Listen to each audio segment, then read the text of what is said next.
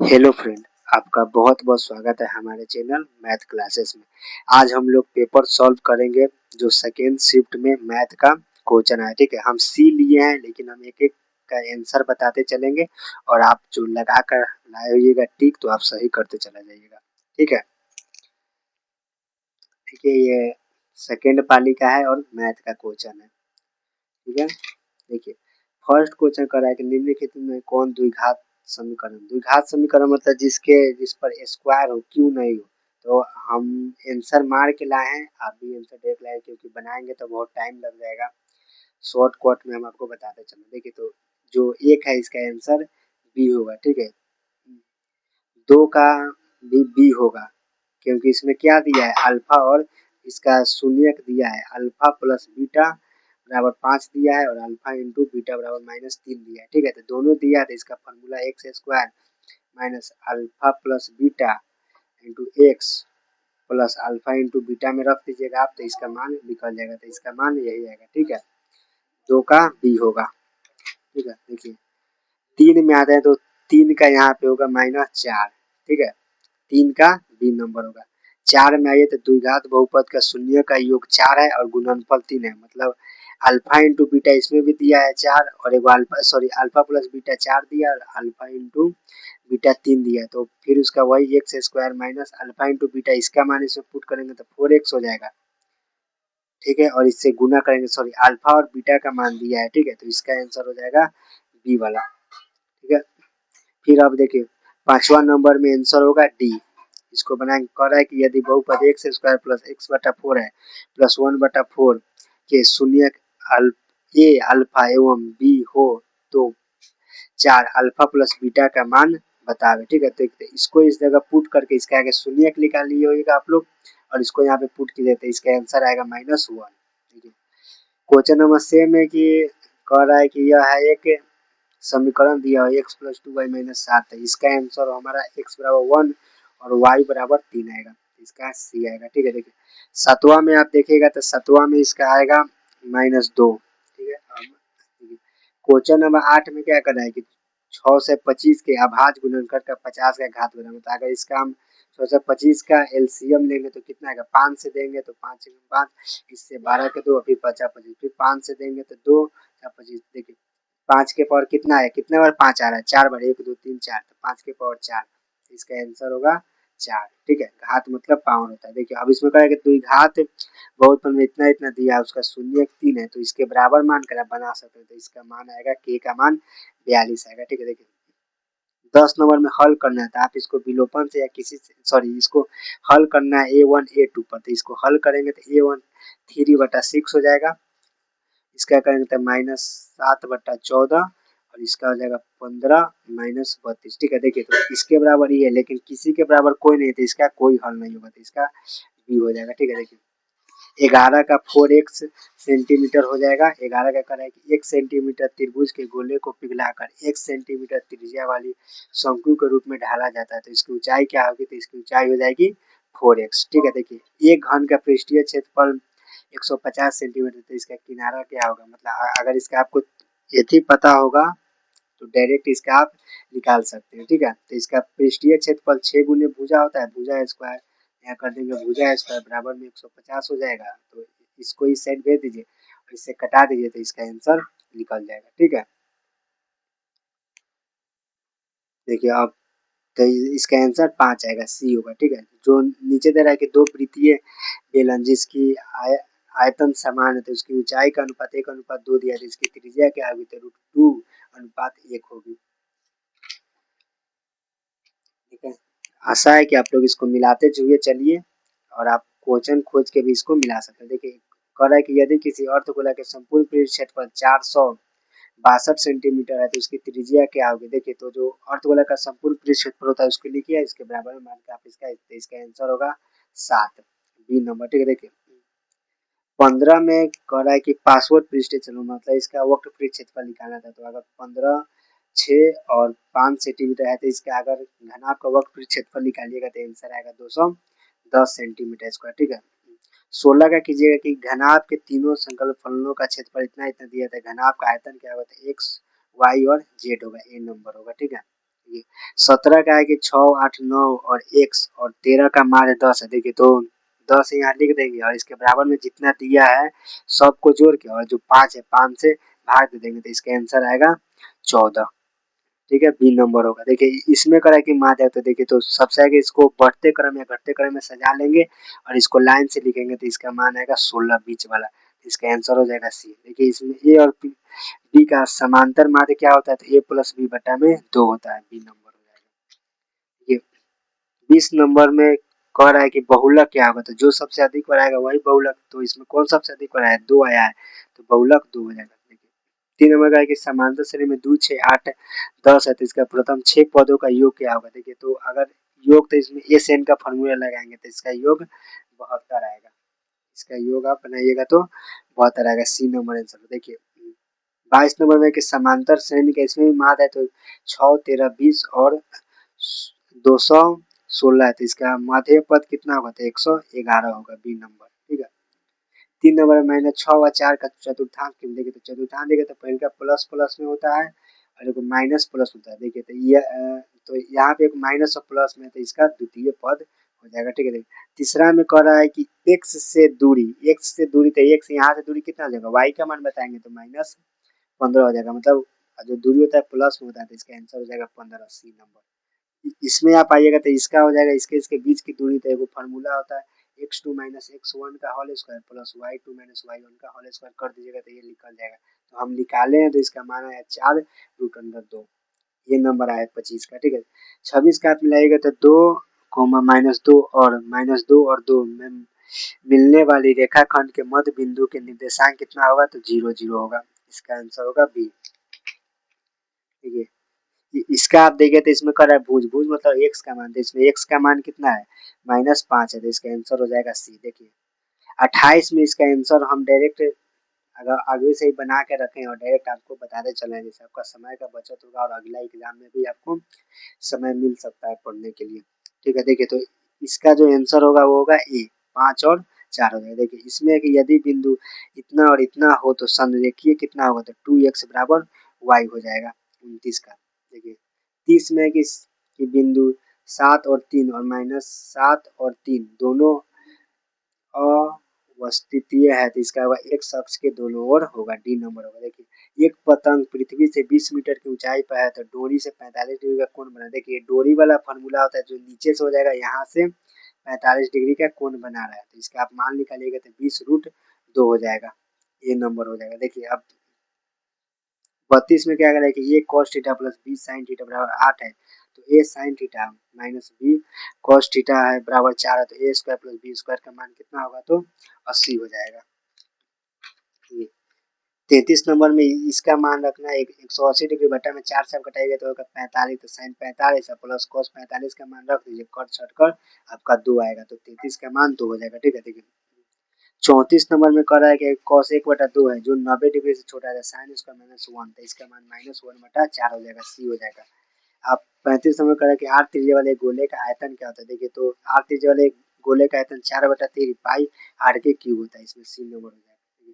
36 का होगा C2 cosec theta हो जाएगा। देखिए इसको आप बदलिएगा साइन बटा कॉस में बदलिएगा और उसका इसका बटा भर के जोड़ लीजिएगा तो इसका आंसर आएगा 2 कॉस थीटा तो इसका सी नंबर हो जाएगा। ठीक है, 37 में यहाँ पे 30 का मान रखना है 37 का मान रखना है यहाँ पे cos 45 का और इसका मान से आप कटाइए छटाइएगा तो इसका हमें यहाँ पे कटाए हैं तो इसका मान 2 आया है तो इसका आंसर होगा 2।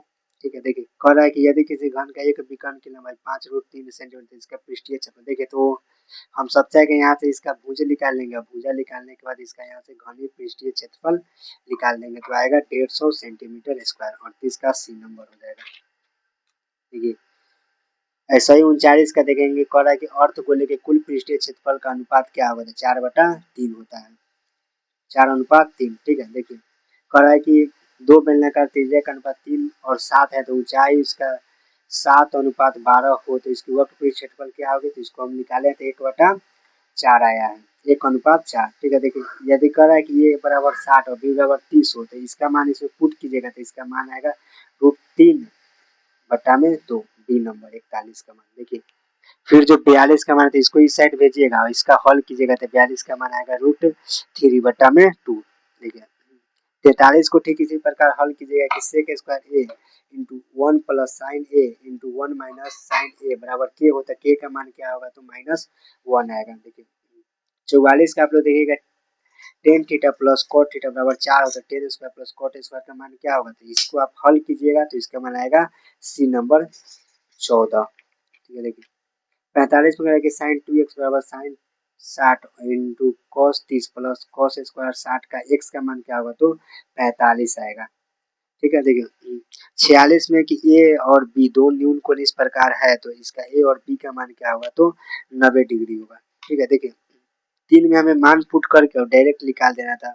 ठीक है तो इसका आंसर होगा सी होगा 47 का सी होगा। देखिए फिर जो 48 है तो 48 का है कि साइन 20 प्लस कॉस 70 है तो इसको इसको जोड़ेगा तो 90 हो जाएगा तो इसका मान आएगा 70 आएगा तो सी नंबर हो जाएगा 48 का। देखिए जो 49 है तो एक के बराबर कौन नहीं है यहाँ पे नहीं पूछा। देखिए तो sine square plus cos square एक हो जाएगा तो ये भी नहीं होगा। ये भी एक के बराबर होता है कौन नहीं होता है बराबर होता है tan square minus sec square एक के बराबर नहीं होता है तो इसका आंसर हो जाएगा डी नंबर। देखिए ये कह रहा है कि एक मीनार के उन्नयन कोण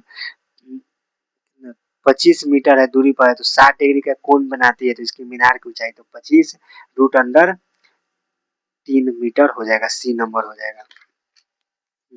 फिर 51 का देखेंगे तो इसका सर्व अंतर कर रहा था इसमें से इसको घटा लेंगे तो आंसर आएगा √3। ठीक है देखिए अब इसमें कहेगा निम्न कौन सा समांतर श्रेणी में नहीं। देखिए कि जोन अगर समांतर श्रेणी में नहीं है तो इसमें डी समांतर श्रेणी में नहीं है तो 52 का डी हो जाएगा। देखिए 53 में कहेगा निम्न में कौन समांतर श्रेणी में है तो 3 6 9 12 ये समांतर श्रेणी में 3 का गैप है तो ये इसमें डी नंबर हो जाएगा। देखिए 54 में करा कि -10 -6 -2 है बड़ा हुआ पद है तो कौन होगा तो इसमें 34 हो जाएगा सी नंबर। देखिए 55 में √2 और √8 इसमें कौन सा पद है जो 10 √2 है तो इसका निकाले मान तो 10वां पद हो जाएगा 55 में। देखिए 56 में x प्लस 2 है और 3x प्लस 4x प्लस 1 का समांतर श्रेणी में है तो x का मान क्या होगा तो 3 हो जाएगा सी नंबर हो जाएगा 56 का। 57 का एपी निकालना है जिसकी पद 0 है तो इसका आंसर हो जाएगा सी नंबर 8 हो जाएगा। देखिए जो 58 है तो एन का विषम संख्या का योग क्या होता है तो एन स्क्वायर होता है तो इसका हो जाएगा बी। जो 59 है तो इसका होता है 9 9 14 19 के लिए ए 30 माइनस ए 10 का मान क्या होता है तो 100 हो जाएगा। आप निकालिएगा तो इसका हो जाएगा बी। देखिए 60 का देखिएगा तो T N minus 2n plus 7 है तो टी 7 का मान क्या होगा तो इसको निकालिएगा तो बी आ जाएगा 21 हो जाएगा। ठीक है देखिए फिर देखेंगे हम लोग 61 का देखेंगे। देखिए तो पूरा कि कौशे के स्क्वायर 44 इसमें से इसको घटाइएगा इसका मान आएगा 1 के बराबर आएगा क्योंकि इसको आप 90 माइनस 36 कीजिए सॉरी 90 माइनस 54 कीजिएगा तो 36 के बराबर आ जाएगा तो इसका आ जाएगा कॉट स्क्वायर कितना 54 आ जाएगा। देखिए तो कौशे के स्क्वायर 54 माइनस कॉट स्क्वायर 54 का मान 1 के बराबर होता है तो इसका बी आंसर हो जाएगा 61 का। देखिए 62 का देखिएगा तो एक वर्ष एक महीना इसका आंसर निकाला जाता है जून और दिसंबर इसका महीना क्या होगा तो 1/2 हो जाएगा। देखिए एक पासे को एक बार फेंका जाता है जब विषम संख्या नहीं आने की प्रायिकता क्या होगी। देखिए एक पासे विषम संख्या नहीं तो सम संख्या आएगा तो सम संख्या देखिए 1 2 3 4 5 6 तो इसमें सम संख्या आ सकता है 1 2 3 आ सकता है तो 3/6 तो 1/2 इसका आंसर होगा ये नंबर हो जाएगा। देखिए 64 है जिसमें दो पासे को फेंकने पर संभव मान कितना आएगा तो 36 आएगा सी नंबर हो जाएगा। देखिए 65 में देखिएगा 0.5 दिया है तो एक में से 0.5 घटाइएगा तो 0.5 ही बचेगा तो सी नंबर आंसर हो जाएगा। देखिए फिर आप 66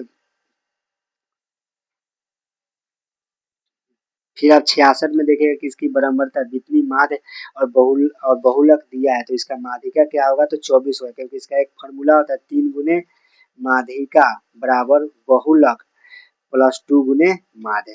ठीक है तो इसका हो जाएगा सी नंबर। देखिए फिर जो होता है उसके आगे देखेंगे तो निम्न में कौन सी एक घटना घटने की प्रायिकता नहीं। देखिए तो जिसका 0 और 1 के बीच रहेगा वही प्रायिकता होती है लेकिन 1 से अधिक 1.5 है तो 1 से अधिक वाली प्रायिकता नहीं होती है तो इसका आंसर ए हो जाएगा। ठीक है देखिए फिर इसमें देखेंगे कि निम्न में कौन सा केंद्रीय प्रवृत्ति का माप नहीं है तो जो डी है वह मानक विचलन केंद्रीय प्रवृत्ति का माप नहीं है। ठीक है देखिए इसका देखें कि एक पासे को फेंका जाता था 1 या 5 आने की प्रायिकता क्या होती है 1 और 5 आएगा तो और कितना उसका एक पासे को फेंकेंगे तो 6 होगा उसका संभव मान 6/2 तो 1/3 आ जाएगा तो इसका आंसर हो जाएगा डी।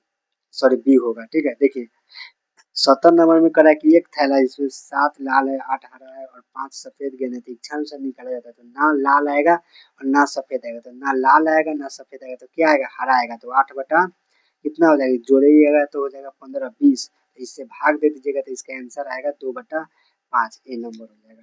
ठीक है, देखिए फिर 71 में कह रहा है कि 71 का आंसर सी हो जाएगा, और जो 72 है 72 का आंसर सी भी हो जाएगा, दोनों का सी सी हो जाएगा। ठीक है, देखिए जो 73 है इसका 58 आंसर होगा, डिग्री का कोण बनाएगा। देखिए जो जो 74 है तो 74 का बी आंसर होगा, बी। ठीक है, देखिए जो 75 तक कर 8 sin 60 और इंटू 0 है, तो इसके बीच की दूरी आप निकालिएगा तो वही x2 माइनस x1 के whole square plus y2 minus y1 के होल स्क्वायर पर निकालिएगा तो 8 आंसर आएगा। इसका आंसर सी हो जाएगा। देखिए 76 में 4/5 है, तो इसको क्या मानेगा, b/h, और यहाँ से p यहाँ से p निकाल दीजिएगा तो इसका p/b कर दिएगा तो 3/4 आएगा, तो ये नंबर होगा 76। देखिए जो 77 है इसका मान 0 आएगा, क्योंकि इसके और इसको बदलिएगा तो फिर आ जाएगा साइन में चला जाएगा तो बचेगा 0। देखिए इसका बनाएगा तो होगा कॉसेक स्क्वायर। ठीक है, देखिए नीचे वाला फॉर्मूला होता है कॉसेक स्क्वायर का, ऊपर वाला को बदलिएगा तो हो जाएगा कॉट स्क्वायर का फॉर्मूला होता है। इसको फिर आप सॉल्व कीजिएगा तो कॉसेक स्क्वायर का मतलब सी नंबर आएगा इसके अंदर। देखिए जो से इसका आप कीजिएगा तो इसका मान 1 आएगा। ठीक है, जो 80 है तो इसका मान यहाँ से कर लीजिएगा और यहाँ से तो इसका मान 1 के बराबर आएगा, इसका बी आएगा। जो 81 है कौन सा दशमलव शांत आएगा, तो आप शांत का यहाँ पे जांच किए हैं हम, तो शांत का कीजिएगा तो 3/160, डी नंबर इसका आंसर आएगा। आप 82 में देखिएगा तो 82 का 0 आएगा, क्योंकि यहाँ पे क्या करें आर का मान, आर हमारा क्या होता है शेषफल होता है, तो इसको आप 9 से 72 में भाग दीजिएगा तो 8 मतलब में कर जाएगा, तो शेषफल क्या बचा, 0 बचा, इसलिए इसका आंसर होगा 0, सी नंबर। देखिए फिर आप 83 में देखिएगा ए स्क्वायर माइनस बी, तो फॉर्मूला पर टू जाएगा, ए स्क्वायर 2 के स्क्वायर कर देंगे तो होगा x प्लस 2 और एक होगा x माइनस 2, और अब इसका शून्य निकालेगा तो 2 आएगा माइनस 2 आ जाएगा, सी नंबर हो जाएगा। देखिए फिर 44 में कह रहा है कि इसका विवेचक निकालने के लिए, तो फॉर्मूला होता है बी स्क्वायर माइनस 4ac होता है, तो इसको आप मान धर के पुट करके निकालिएगा तो 1 के बराबर आएगा, सी नंबर हो जाएगा। ठीक है, देखिए फिर वैसा ही 85 में इसका शून्य का योग 6 दिया है, तो के का मान करा निकालने के लिए, तो निकालिएगा तो बी होगा। फिर जो 86 में, तो 86 में एक बहुपद दिया और अल्फा प्लस बीटा का मान हो, तो इससे आगे अल्फा प्लस बीटा का मान निकालिएगा, शून्य को हल करके उसके बाद 5 इंटू अल्फा प्लस बीटा कीजिएगा तो इसका मान 10 आएगा, -10। ठीक है, फिर 87 में 4x square plus 5√2x minus 3 है, तो इसका शून्य क्या होगा, तो इसका शून्य निकालिएगा तो बी आंसर आएगा, -3√2/2 इंटू √2/4 आएगा। ठीक है, देखिए फिर 88 का सॉल्व कीजिएगा तो इसका x स्क्वायर माइनस 4ac बराबर 0 से छोटा होता है। ठीक है, देखिए फिर 89 का देखिए तो इसका मतलब 4x का योग और मूल्य का गुणनफल का अनुपात क्या होगा, तो 3:2 होगा। इसका शून्य निकाल के उसका अनुपात बताना था, 3:2 होगा। फिर आप 90 का देखिए कि कौन बहुपद नहीं होता, जो बट्टा में एक रहता है या चार रहता है तो वो बहुपद नहीं होता है, तो इसका मान बी होगा। ठीक है, देखिए जो 91 होगा तो 91 में 11:15 होगा। देखिए क्योंकि 21 का 11 का वर्ग होता है, जो 25 है या 15 का होता है, तो 11:15 होगा। देखिए इसका आप स्क्वायर कीजिएगा तो 49, इसका कीजिएगा तो 25, तो जो 92 होगा उसका आएगा सी नंबर आंसर होगा। ठीक है, जो 93 है तो इसमें करा है कि एक्स वाई जेड का क्षेत्रफल निकालिए, तो आप क्षेत्रफल निकालिएगा तो इसका डी आंसर होगा। ठीक है, देखिए आप इसमें कि यदि किसी वृत्त की जीवा की लंबाई के बराबर तो उसका केंद्र से बनाया गया कोण क्या होगा, तो केंद्र को उसका 60 डिग्री का कोण बनेगा। जो 75 दो वृत्त की बाह्य दो वृत्त को आप जोड़िएगा और इसका स्पष्ट कोण निकालिएगा तो 3 गो स्पष्ट कोण, सॉरी स्पष्ट रेखा बनता है। ठीक है, अब हमें देखिएगा कि इसका आंसर सी हो जाएगा। और 97 में कह रहा है कि परिधि 2 पाई है, बढ़ कर 4 पाई हो जाती है, तो इसका नया क्षेत्रफल क्या होगा, तो 4 गुना हो जाएगा इसका नया क्षेत्रफल। ठीक है, अब 98 का होगा कि अगर दो समरूप त्रिभुज का क्षेत्रफल कितना दिया हुआ है 100 और 81 दिया हुआ है, तो इसको कीजिएगा तो 10:9 आ जाएगा, क्योंकि 10 का स्क्वायर क्या होता है 100 और 9 का होता है 81, इसका आंसर हो जाएगा बी। और आप 99 में इसका मान निकालिएगा संगत भुजाएं की लंबाई तो 8 सेंटीमीटर हो जाएगा, और 100 में निकालना है 3:5। इसी तरह आप मिला लीजिए कितना आपका सही, आप कमेंट करके बताइए और हमारे चैनल को सब्सक्राइब कीजिए और लाइक कीजिए।